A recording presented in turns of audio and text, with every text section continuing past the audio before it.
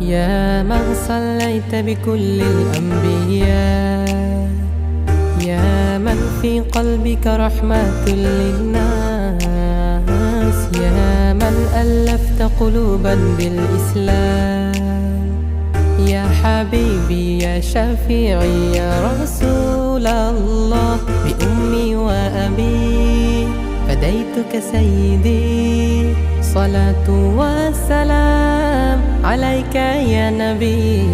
حبيبي يا